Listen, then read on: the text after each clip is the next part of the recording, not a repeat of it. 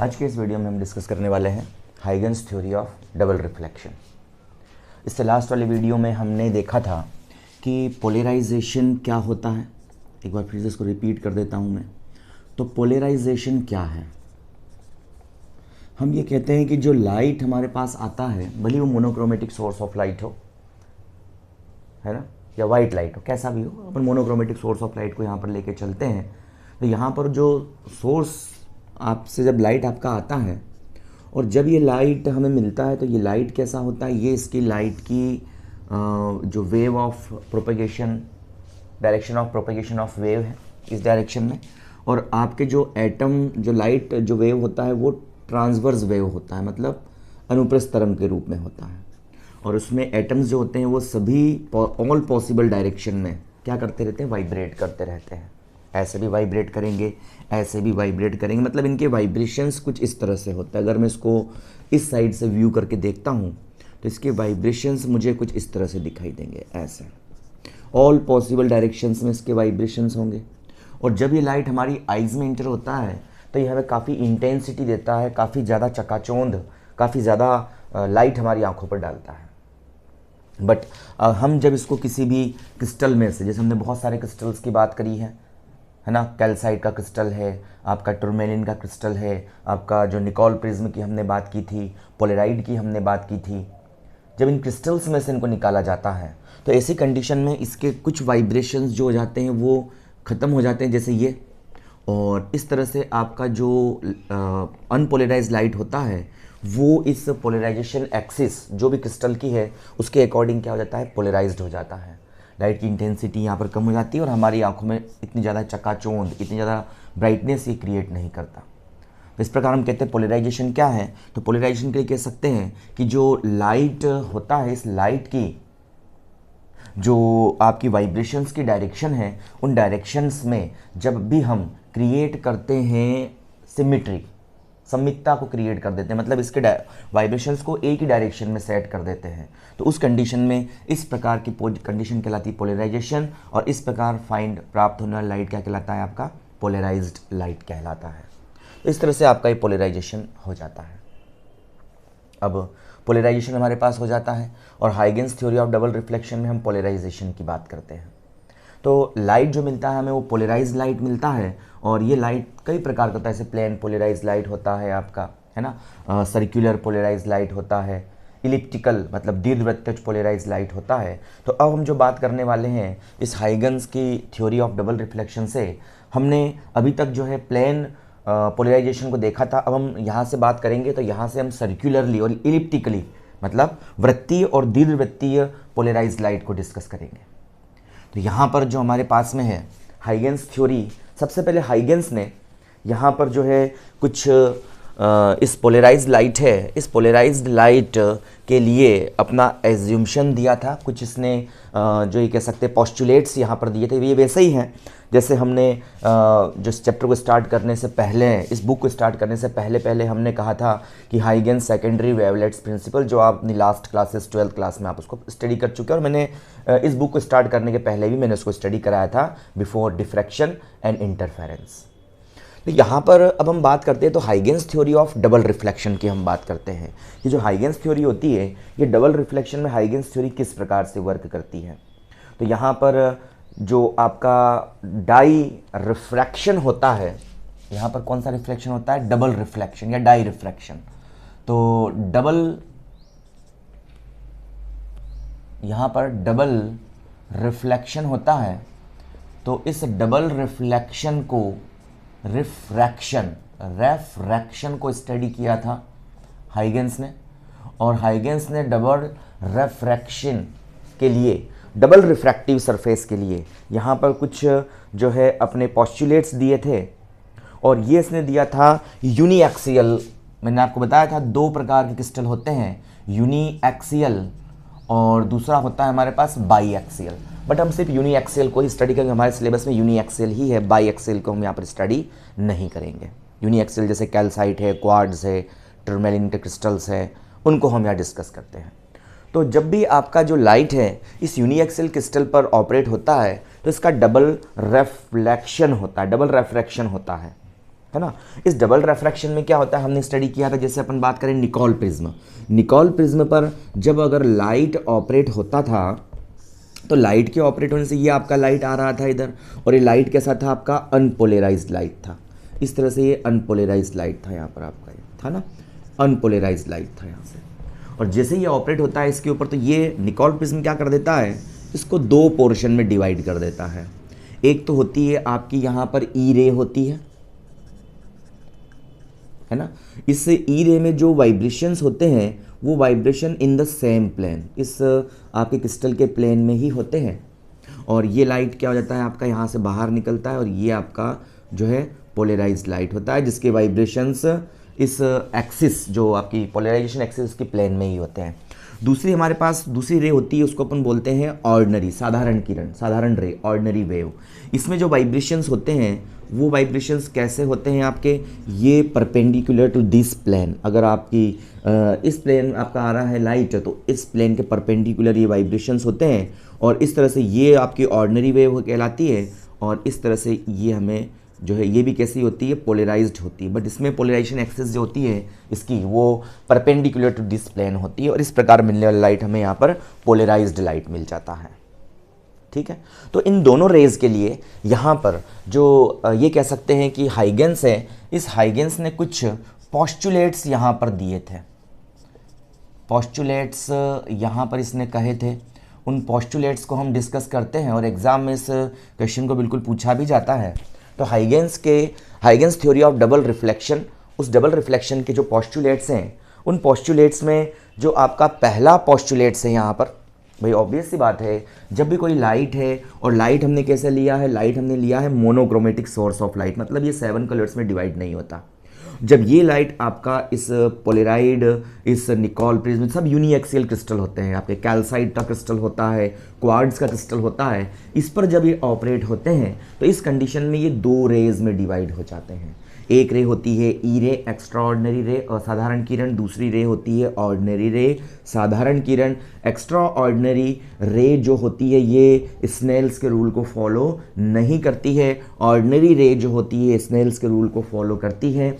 Extra ordinary रे में जो वाइब्रेशंस होते हैं वो सेम प्लेन में होते हैं, लेकिन ऑर्डिनरी वे में जो वाइब्रेशंस होते हैं वो परपेंडिकुलर टू दिस प्लेन होते हैं। ठीक है, अगर हम इन दोनों इमेजेस को देखें किसी कैल्साइट क्रिस्टल की हेल्प से, तो यहाँ पर आपकी ओ रे तो क्या होती है आपकी, ये स्टेबल हमें दिखाई देती है, और ई रे का जो इमेज होता है वो क्या होता है, किसी कांस्टेंट वेलोसिटी से इसके सराउंडिंग क्या करता रहता है, मूवमेंट करता रहता है, और जो मूवमेंट करता है वो ई रे का ऑब्जेक्ट, ई रे का इमेज होता है। जो स्टेबल पॉइंट हमें मिलता है, जो स्टेबल इमेज मिलता है, वो ओ रे का इमेज होता है। इस प्रकार से हम ई रे और ओ रे को क्या कर सकते हैं, वेरीफाई कर सकते हैं, उसको हम बिल्कुल फाइंड आउट कर सकते हैं। तो इस तरह से हमारे पास में ये हुआ था डबल रिफ्लेक्शन। इन क्रिस्टल्स की क्वालिटी होती है कि डबल रेज में इसको डिवाइड कर देता है ये। तो इसके लिए हाइगेंस ने अपने पोस्टुलेट दिए हैं, ये हमेशा ध्यान रखना है हमें कि ये डबल रिफ्लेक्शन की बात कर रहे हैं। हमेशा हमें इसमें ध्यान रखना है कि ये यूनिएक्सियल क्रिस्टल के लिए ही यहाँ पर जो है वैलिड होंगे। ये हमेशा इस चीज़ को हमें ध्यान रखना है कि Huygens theory of double reflection में ये हम यूनिएक्सियल क्रिस्टल को ही लेकर के चल रहे हैं, और यूनिएक्सियल क्रिस्टल की ही हम यहाँ पर बात कर रहे हैं। ठीक है ना। साथ ही साथ इसने देखो दो प्रकार के क्रिस्टल कहे थे हमारे पास में, जिसको हम आगे डिस्कस करेंगे। तो यहाँ पर एक पॉजिटिव क्रिस्टल होता है, एक नेगेटिव क्रिस्टल होता है, तो हम वहाँ पर उसको डिस्कस करेंगे। सबसे पहले पोस्टुलेट फर्स्ट जो इसका होता है, पोस्टुलेट फर्स्ट में क्या होता है, जब भी कोई अनपोलराइज्ड लाइट का वेवफ्रंट किसी यूनिएक्सियल क्रिस्टल के ऊपर डबल रिफ्लेक्टिंग सरफेस पर ऑपरेट होता है, जब भी कोई आपका जो मोनोक्रोमेटिक लाइट है ना, मोनोक्रोमेटिक से मतलब मेरा होता है एक वर्णी प्रकाश, जो 7 कलर्स में डिवाइड नहीं होता। तो जब भी कोई मोनोक्रोमेटिक सोर्स ऑफ लाइट से निकलने वाला वेव फ्रंट, इससे वेव फ्रंट बनेगा, तो ये वेव फ्रंट होता है आपका। तो ये वेव फ्रंट होगा, जब भी ये वेव फ्रंट ऑपरेट होता है किसके ऊपर, ये जो है डबल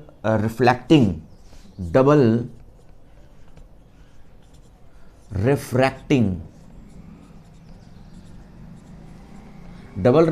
सरफेस पर जब ये ऑपरेट होता है, तो इस कंडीशन में, और ये डबल रिफ्रैक्टिंग सरफेस कैसा होता है आपका, ये होता है यूनिएक्सियल। तो जब भी आपका जो है मोनोक्रोमेटिक सोर्स ऑफ लाइट से बनने वाला वेव फ्रंट इस डबल रिफ्रैक्टिंग सरफेस पर उसके यूनिएक्सियल क्रिस्टल पर ऑपरेट होता है, तो ये दो पोर्शन में क्या होता है, यहाँ पर डिवाइड हो जाता है। ठीक है ना, दो रेज में यहाँ पर ये डिवाइड हो जाता है। ठीक है ना, मतलब ये यहाँ पर ये कहेंगे कि सपोज करो आपका ये है सब, यहाँ पर अगर आपका लाइट ऑपरेट होता है तो ये लाइट आपका इस रिफ्रैक्टिंग सरफेस पर, ये डबल रिफ्रैक्टिंग सरफेस इस पर ऑपरेट होता है, तो इसका ईच पॉइंट, ये ए है आपका पॉइंट, ये आपका ए डैश पॉइंट है, तो ये each point as a secondary source of light work करता है। मतलब अगर ये लाइट यहाँ पर, तो इसका ईच पॉइंट, तो मैंने एक रे ली, बहुत सारी रेज आ सकती हैं इसमें, तो इसका each point as a secondary source of light work करता है, जिससे सेकेंडरी वेवलेट्स यहाँ पर निकलती है। ठीक है ना, उसमें से एक जो होता है वेवलेट्स, वन वेवलेट जो होता है इसका भाई each portion, each point as a secondary wavelet यहाँ पर वर्क करता है, और उसमें से दो वेवलेट्स बनती है हमारे पास। एक तो वन वेवलेट बनती है, ये वन वेवलेट ऑर्डिनरी वेव के लिए बनती है, इसे अपन बोलते हैं ऑर्डिनरी वेवलेट, और दूसरी जो वेवलेट होती है सेकेंड वेवलेट, सेकेंड वेवलेट्स जो होती है, मतलब दूसरा तरंगाग्र जो होता है वो ई वेवलेट कहलाता है, और वो एक्स्ट्रा ऑर्डिनरी वेव मतलब असाधारण किरण के लिए यहाँ पर होता है। ठीक है, तो ये इसका पहला एस्यूम्पशन था कि जब monochromatic source of light wave front जब डबल रिफ्लेक्टिंग सरफेस के यूनिएक्सियल क्रिस्टल पर ऑपरेट होता है, तो इस यूनिएक्सियल क्रिस्टल का each point as a separate source, secondary source of light, मतलब द्वितीयक तरंगिकाओं के स्रोत की भांति यहाँ पर वर्क करता है। और यहाँ पर हमारे पास दो वेवलेट्स मिलते हैं, एक वेवलेट्स आपका जो होता है वो ऑर्डिनरी साधारण किरण के लिए होता है, दूसरा वेवलेट जो होता है वो आपका असाधारण किरण एक्स्ट्रा ऑर्डिनरी वेव के लिए यहाँ पर बनता है, और इस प्रकार से हमारे पास में जो है दो वेवलेट्स मुझे यहाँ पर मिल जाते हैं।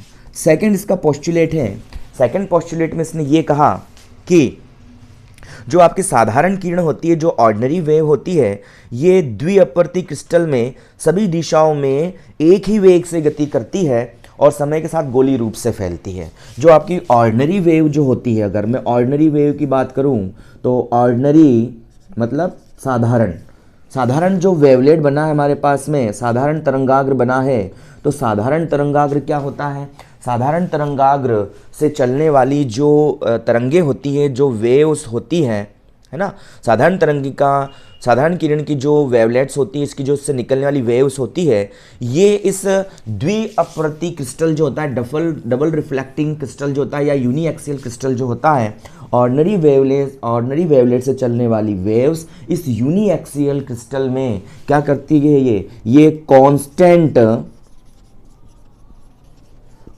वेलोसिटी से ये चलती है, कांस्टेंट वेलोसिटी से ये मूव करती है। कांस्टेंट वेलोसिटी से क्या होती है, ये आगे बढ़ती है ना।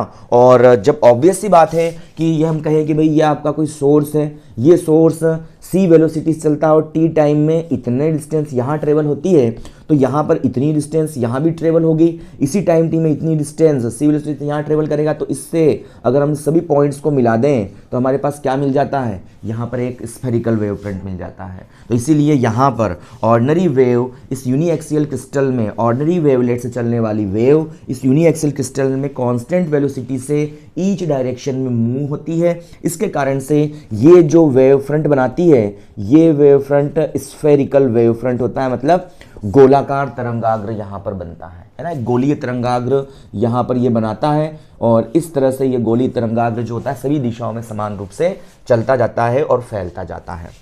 हम अगर बात करें यहाँ पर तो एक्स्ट्रा ऑर्डिनरी वेव की बात करें तो एक्स्ट्रा ऑर्डिनरी वेव क्या होती है, तो एक्स्ट्रा ऑर्डिनरी वेवलेट से निकलने वाली जो वेव्स होती हैं वो वेव्स इस यूनिएक्सियल क्रिस्टल में जो है डिफरेंट डायरेक्शन में, अगर हम डिफरेंट डायरेक्शन की बात करें तो डिफरेंट डायरेक्शन में डिफरेंट वेलोसिटी से ये चलती है। इसकी वेलोसिटी कैसी होती है, डिफरेंट वेलोसिटी होती है इसकी, और जब डिफरेंट डायरेक्शन में डिफरेंट वेलोसिटी से ये चलती है तो उस कंडीशन में क्या होता है, उस कंडीशन में ये जो होती है एक जो है इलिप्टिकल अर्थात दीर्घवृत्तीय, एक दीर्घवृत्तीय वेवलेट्स को ये क्या करती है, जन्म देती है, दीर्घवृत्तीय वेवलेट्स का ये निर्माण करती है। ठीक है, मतलब ऑर्डिनरी वेव, लेट से चलने वाली वेव यूनी एक्सियल क्रिस्टल में कांस्टेंट वेलोसिटी चलती है सभी दिशाओं में जब कांस्टेंट वेलोसिटी चलेगी तो एक स्फेरिकल गोलीय तरंगाग्र का निर्माण करेगी। बट एक्स्ट्रा ऑर्डिनरी वेव जो होती है ये डिफरेंट डायरेक्शन में डिफरेंट वेलोसिटी से चलती है। जब ये डिफरेंट वेलोसिटी से चलती है तो इस कंडीशन में ये क्या करती है, असमान रूप से हर दिशा में फैलेंगी और इस प्रकार से इससे जो बनने वाला तरंगाग्र होगा वो कुछ ऐसा होगा, दीर्घवृत्तीय तरंगाग्र को क्या करेगी, ये बिल्कुल जनरेट करेगी। तो इस तरह से हमने यहाँ पर ये चीज़ कही है, ठीक है ना। अब अगर हम यहाँ पर कहें कि यहाँ पर ये हम कहते हैं इसके अंदर, जैसे कि हम इसके डायग्राम को अगर ड्रॉ करें तो डायग्राम को हम बिल्कुल ड्रॉ कर सकते हैं इसके लिए। जैसे कि मैं इसको अगर एज ए एग्जांपल हम इसको समझना चाहें तो हमारे पास में ये जो है आपका सरफेस है ना, और इस सरफेस पर ये जो हमारे पास अक्षें हैं, ये अक्षें कौन सी है, ये ऑप्टिकल एक्सिस है। कौन सी एक्सिस है, ये ऑप्टिकल एक्सिस कहलाती है। ये दोनों ही ऑप्टिकल एक्सिस है, ऑप्टिकल एक्सिस मतलब प्रकाशीय अक्षें हैं यहाँ पर दोनों, ये भी और ये भी दोनों ऑप्टिकल एक्सिस है। मैंने इसको दो बनाया है, मैंने इसको एक तो कहा है मैंने कैल्साइट क्रिस्टल के लिए, कैल्साइट क्रिस्टल के लिए है ना, इसको हम नेगेटिव क्रिस्टल भी कहते हैं और नेगेटिव पॉजिटिव क्रिस्टल कॉन्सेप्ट आपको और आगे अच्छे से क्लियर होगा जब हम आगे इसको स्टडी करेंगे। ये नेगेटिव क्रिस्टल होता है आपका। दूसरा क्रिस्टल होता है आपका क्वार्ट्ज क्रिस्टल, ठीक है ना, और ये क्वार्ट्ज क्रिस्टल कैसा होता है आपका, पॉजिटिव क्रिस्टल होता है, ठीक है। तो नेगेटिव के लिए ऑप्टिकल एक्सिस है और पॉजिटिव के लिए, क्वार्ट्ज के लिए ऑप्टिकल एक्सिस है। अगर हम इनकी यहाँ बात करते हैं तो इसमें अगर हम कहें तो यहाँ पर नेगेटिव क्रिस्टल की बात करते हैं तो नेगेटिव क्रिस्टल के अंदर ऑर्डिनरी वेव की जो वेलोसिटी होती है, ऑर्डिनरी वेव की वेलोसिटी जो होती है इस less than extra ordinary wave की वेलोसिटी से लेस देन होती है। अगर हम नेगेटिव क्रिस्टल जैसे कैल्साइट क्रिस्टल को हम एज हम क्रिस्टल लें, कौन सा क्रिस्टल लें अपन, बाई एक्सियल जो हमने क्रिस्टल की बात की थी, यूनी एक्सियल क्रिस्टल की हमने बात की थी। इस यूनी एक्सियल क्रिस्टल, दोनों यूनी एक्सियल है, ये भी और ये भी, कैल्साइट भी और क्वार्ट्ज भी, बट ये नेगेटिव क्रिस्टल होता है। यहाँ पर आपका नेगेटिव पॉजिटिव क्रिस्टल क्या होते हैं, इसको अपन आने वाले सेक्शंस में अच्छे से इसको क्लियर करेंगे। तो यूनी एक्सियल क्रिस्टल में अगर कैल्साइट का क्रिस्टल ले लें तो कैल्साइट के क्रिस्टल में जब ये ऑर्डिनरी और एक्स्ट्रा ऑर्डिनरी दोनों वेव बनेंगी बिल्कुल है यहाँ पर, क्योंकि each point as a secondary source of light work करेगा। इसमें आपका ऑर्डिनरी वेव भी साथ साथ होगी और एक्स्ट्रा ऑर्डिनरी वेव भी साथ साथ होगी। तो ये ऑर्डिनरी जो वेव होती है, ये ऑर्डिनरी वेव कांस्टेंट वेलोसिटी से सब दिशाओं में गति करती है और v वेलोसिटी से चलती है। तो यहाँ पर इसका जो वेव फ्रंट बनेगा वो स्फेरिकल वेव फ्रंट होगा, कुछ इस तरह से ये वेव फ्रंट बनाते हुए चलेगी यहाँ पर, ये है ना, इस तरह से ये स्फेरिकल वेव फ्रंट यहाँ पर बनेगा आपका, ये इस तरह से ये स्फेरिकल वेव फ्रंट बनेगा आपका, ठीक है। तो ये इस तरह से बनेगा, स्फेरिकल वेव फ्रंट बनेगा आपका, ठीक है। दूसरा हमारे पास में ये होता है कि कैल्साइट क्रिस्टल के अंदर, नेगेटिव क्रिस्टल के अंदर क्या होता है भाई, एक तो बनाएगा आपका ऑर्डिनरी वेव, कौन सा बनाएगी आपका ordinary wave, spherical wave front बनाएगी, और एक्स्ट्रा ऑर्डिनरी वेव कौन सा बनाएगी, तो ये बनाएगी आपका जो है v वेलोसिटी चल रही है, ये vo वेलोसिटी चल रही है, तो ये दीर्घवृत्तीय वेव फ्रंट बनाएगी। बट नेगेटिव क्रिस्टल में क्या होता है कि एक्स्ट्रा ऑर्डिनरी वेव की वेलोसिटी इस ऑर्डिनरी वेव की वेलोसिटी से ज़्यादा होती है, या ऑर्डिनरी वेव की वेलोसिटी एक्स्ट्रा ऑर्डिनरी वेव की वेलोसिटी से कम होती है। इसका मतलब ये है कि यहाँ पर जो हम ये कहें कि इस तरह से इसका यहाँ पर एक डायग्राम अगर मैं बनाना चाहूँ तो यहाँ पर ये कह सकते हैं कि ये आपका एक इलिप्टिकल बनाएगा एक्स्ट्रा ऑर्डिनरी वेव, इस तरह से आपका इलिप्टिकल बनेगा, ये ऐसे ही आपका इलिप्टिकल बनाते हुए चलेगा इस तरह से, और यहाँ पर ये VE है और ये आपका VO है। मतलब ये कहने का मतलब है कि यहाँ पर VE बाहर की तरफ होगा इस स्फेरिकल वेव फ्रंट से, क्योंकि स्फेरिकल वेव फ्रंट जो है ये कम वेलोसिटी से चल रही है, आपकी इलिप्टिकल वेव फ्रंट जो है एक्स्ट्रा ऑर्डिनरी वेव की जो वेलोसिटी वो ज़्यादा है। इसका मतलब कि जितने समय में आपकी ऑर्डिनरी वेव फ्रंट जो है, वेवलेट्स जो है टी टाइम में इस डिस्टेंस से फैलेगा, तो उसी टी टाइम में आपका एक्स्ट्रा ऑर्डिनरी वेव कुछ ज़्यादा फैल जाएगा। इसका मतलब कि आपका जो यहाँ पर स्फेरिकल जो वेव फ्रंट होगा वो अंदर होगा, किसके, आपके जो है इस इलिप्टिकली वेव फ्रंट के अंदर की तरफ ही होगा, और इस तरह से आपका जो है यहाँ पर वेव फ्रंट बनेगा। अगर हम पॉजिटिव क्रिस्टल की बात करते हैं तो पॉजिटिव क्रिस्टल के अंदर VO is greater than VE होता है। जैसे क्वार्ट्ज के क्रिस्टल के अंदर ऑर्डिनरी वेव जो स्फेरिकल वेव फ्रंट बनाती है उस ऑर्डिनरी वेव की वेलोसिटी एक्स्ट्रा ऑर्डिनरी वेव की वेलोसिटी से ज़्यादा होती है। इसका मतलब अगर ऑर्डिनरी वेव का वेव फ्रंट कुछ ऐसा होता है जो स्फेरिकल फॉर्म में है, तो एक्स्ट्रा ऑर्डिनरी वेव का जो वेव फ्रंट होगा वो कहाँ होगा, वो आपके बिल्कुल इसके अंदर की तरफ होगा। ये रिप्रेजेंट करेगा आपके एक्स्ट्रा ऑर्डिनरी वेव के वेव फ्रंट को, और ये रिप्रेजेंट करेगा आपके ऑर्डिनरी वेव के वेव फ्रंट को। क्यों? क्योंकि जितने टाइम में ऑर्डिनरी वेव का वेव फ्रंट मान लिया 10 सेकंड में इतना फैल रहा है, तो उसी 10 सेकंड में आपका एक्स्ट्रा ऑर्डिनरी वेव का वेव फ्रंट इतना ही फैल पाएगा, क्योंकि VO की वैल्यू VE से ज़्यादा है। तो ध्यान रखना हमेशा आपको कि नेगेटिव क्रिस्टल मतलब कैल्साइट क्रिस्टल के अंदर जो आपका स्फेरिकल वेव फ्रंट होगा ये इलिप्टिकल वेव फ्रंट के अंदर होगा, लेकिन क्वार्ट्ज क्रिस्टल में जो आपका स्फेरिकल जो वेव फ्रंट होगा वो इस आपके जो इलिप्टिकल वेव फ्रंट के बाहर होगा। इलिप्टिकल वेव फ्रंट को बनाएगी आपकी एक्स्ट्रा ऑर्डिनरी वेव, और स्फेरिकल वेव फ्रंट को बनाएगी आपकी ऑर्डिनरी वेव। तो ये दो चीज़ आपको अच्छे से यहाँ पर ध्यान रखना है। अब अगर हम यहाँ करें कि O और E के लिए हम जो है तरंगाग्र जो होते हैं केवल दो बिंदुओं पर टच करते हैं एक दूसरे को। देखिए ज़रा, यहाँ पर ये A पर टच कर रहा है और ये B पर टच कर रहा है, यहाँ पर ये A डैश पर टच कर रहा है और यहाँ पर ये B डैश पर टच कर रहा है। मतलब A और B पर दोनों इस वाली कंडीशन के लिए A और B पर यहाँ पर दोनों वेव फ्रंट एक दूसरे को टच करते हैं, और जो आपके क्वार्ट्ज क्रिस्टल के लिए A डैश और B डैश पर दोनों की दोनों क्या करते हैं, दोनों की दोनों वेव फ्रंट्स एक दूसरे को टच करते हैं। तो इस कंडीशन के लिए यहाँ पर क्या हो जाता है, यहाँ पर यह है कि यहाँ पर इस एक्सिस के ऊपर है ना, इसे अपन ऑप्टिकल एक्सिस कहते हैं, ये दोनों तरंगाग्र कैसे होते हैं, सिमेट्रिक होते हैं। दोनों तरंगाग्र कैसे होते हैं, सममित होते हैं। मतलब इस पॉइंट के ऊपर और इस पॉइंट के ऊपर, इस पॉइंट के ऊपर और इस पॉइंट के ऊपर, मतलब A and A dash, A and B है ना, तथा A dash and B dash, इन दोनों पॉइंट्स के ऊपर की अगर बात करें तो इन दोनों पॉइंट्स के ऊपर जो ये कह सकते हैं कि जो आपके पॉइंट्स होते हैं ये कैसे होते हैं, यहाँ पर दोनों वेव फ्रंट कैसे होते हैं, सिमेट्रिक कंडीशन में होते हैं। सिमेट्रिक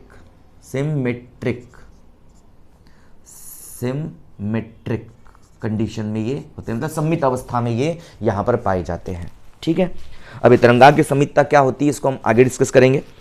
अब कुछ क्रिस्टल्स ऐसे होते हैं जैसे कैल्साइट क्रिस्टल में है ना, मैंने बता दिया है अंदर की तरफ होते हैं और इसमें बाहर की तरफ होते हैं, ये आपको अच्छे से यहाँ पर ध्यान रखना है।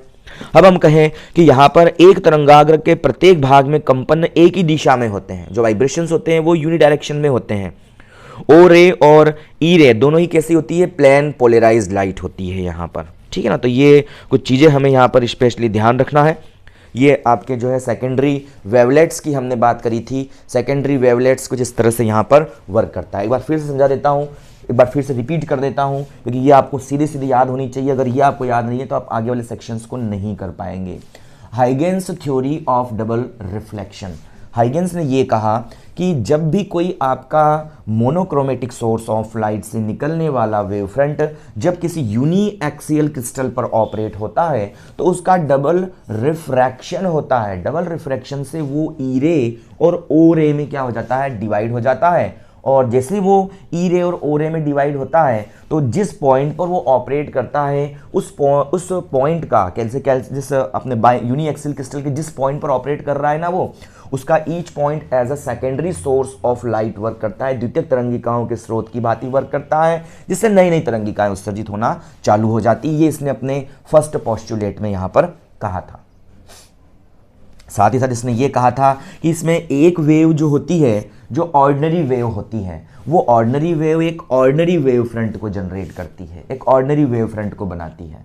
और जो आपकी सेकेंड जो आपकी वेव होती है ना, वो सेकेंड वेवलेट को जनरेट करती है, मतलब एक्स्ट्रा ऑर्डिनरी वेवलेट को जनरेट करती है। ये इसने अपने पहले पोस्टुलेट में ये चीज़ कही थी।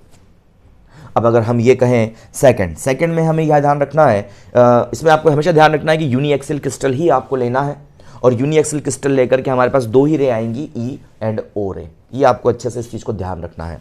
अब दूसरा है जो आपका ऑर्डिनरी वेवलेट्स जो होता है ना, ऑर्डिनरी वेवलेट उस क्रिस्टल के यूनिएक्सियल क्रिस्टल के अंदर भाई दो रे मिलेंगी, ऑर्डिनरी एंड एक्स्ट्रा ऑर्डिनरी, दो वेवलेट्स मिलेंगे, ऑर्डिनरी वेवलेट्स और एक्स्ट्रा ऑर्डिनरी वेवलेट्स, मतलब साधारण तरंगाग्र और असाधारण तरंगाग्र, दो चीज़ मुझे मिलने वाली है यहाँ पर। तो ऑर्डिनरी वेवलेट्स जो होगा, ये ऑर्डिनरी वेवलेट से निकलने वाली वेव्स ये कांस्टेंट स्पीड से, मतलब कौन सी स्पीड, कांस्टेंट स्पीड को वीओ कह देता हूँ, तो कांस्टेंट स्पीड से इस क्रिस्टल के अंदर सभी डायरेक्शंस में मूव करेंगी। और जब ये कांस्टेंट स्पीड से सभी डायरेक्शन में मूव करती है तो ऑब्वियस सी बात है ये कौन सा वेव फ्रंट बनाएंगी, स्फेरिकल वेव फ्रंट को जनरेट करेंगी।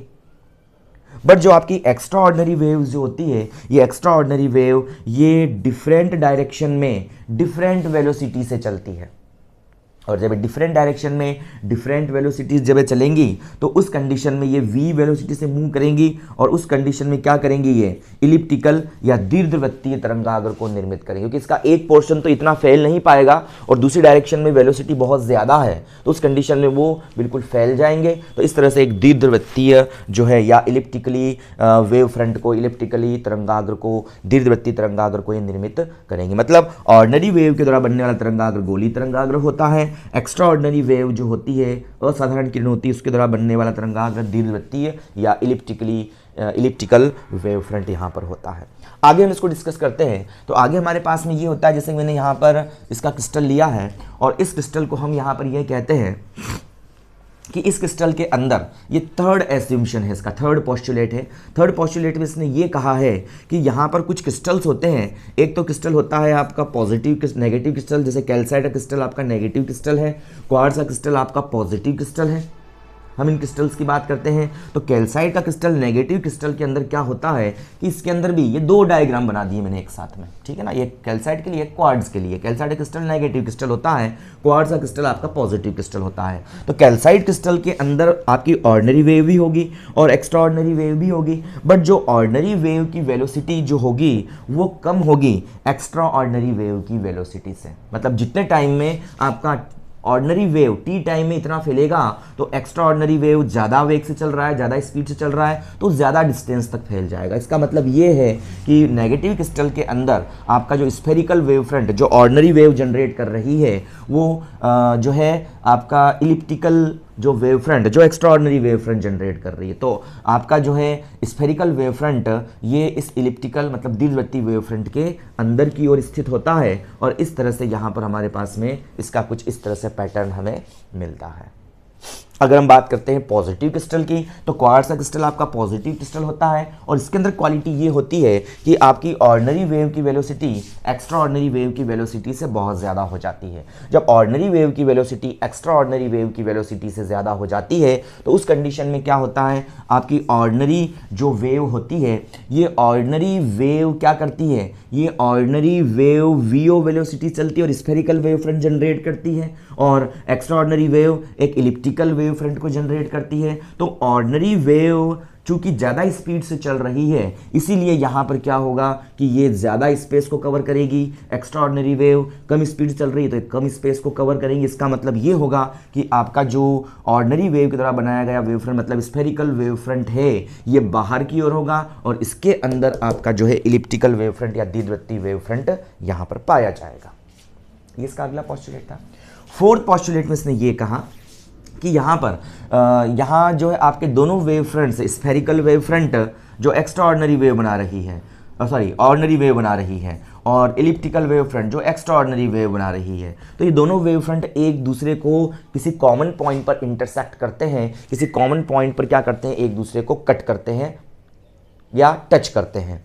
इन पॉइंट्स के ऊपर इन दोनों वेव फ्रंट्स में क्या होती है, सिमिट्री की कंडीशन होती है। जैसे इसमें ए और बी पर सिमिट्री है और ए डैश और बी डैश पर भी क्या पाई जाती है, यहाँ पर सिमिट्री पाई जाती है। तो यहाँ पर हम ये कहते हैं कि दो ही पॉइंट्स पर ये एक दूसरे को टच करते हैं और ये पॉइंट जो आपके नॉर्मल क्रिस्टल के अंदर मैंने कह रखा है, कौन सा पॉइंट है आपका, ए पॉइंट है एंड बी पॉइंट है, और जो आपका क्वार्ट्ज का क्रिस्टल है, इस क्वार्ट्ज क्रिस्टल मतलब पॉजिटिव क्रिस्टल के अंदर ये ए डैश और बी डैश है। इन दोनों पॉइंट पर जब इंटरसेक्ट करती है तो इन दोनों पॉइंट्स के ऊपर क्या हो जाता है, इसके ऊपर तथा इसके ऊपर और इसके ऊपर, दोनों पॉइंट्स के ऊपर जो आपके दोनों वेव फ्रंट्स होते हैं कैसे हैं, सिमेट्रिक, मतलब सममितता की अवस्था में होते हैं। सममितता की अवस्था क्या होती है इसको आप समझ जाएंगे आगे जाकर। तो ये आप लोगों को ध्यान रखना है और ये ध्यान रखते हुए हमें यहाँ पर आगे की तरफ इसको डिस्कस करना है।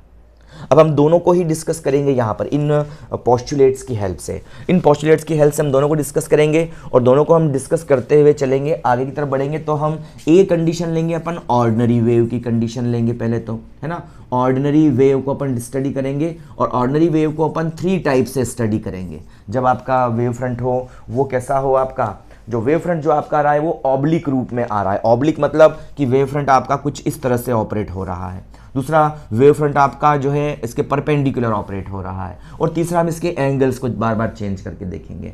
फिर इसके बाद हम बात करेंगे एक्स्ट्रा ऑर्डिनरी वेव फ्रंट की, है ना, एक्स्ट्रा ऑर्डिनरी वेव फ्रंट, उसमें भी हम इसको ऑब्लिक इंसिडेंस की हम बात करेंगे इसके अंदर। फिर बात करेंगे अपन जो है नॉर्मल इंसिडेंस के लिए या परपेंडिकुलर इंसिडेंस के लिए। और फिर हम थर्ड में बात करेंगे इसको डिफरेंट एंगल से चेंज करके हम इसको इसके ऊपर ऑपरेट करेंगे। तो इस तरह से हमें इस कंडीशन को यहाँ पर स्टडी करना है। तो ये पोस्टुलेट से आपको अच्छे से याद रखना, अच्छे से याद होने चाहिए। और इस पोस्टुलेट्स को हम यूज़ करते हुए हम जो है यहाँ पर आगे का जो भी स्टडी हम करेंगे ऑर्डिनरी एक्स्ट्रा ऑर्डिनरी वेव के लिए, इन्हीं पोस्टुलेट्स के बेस पर करेंगे।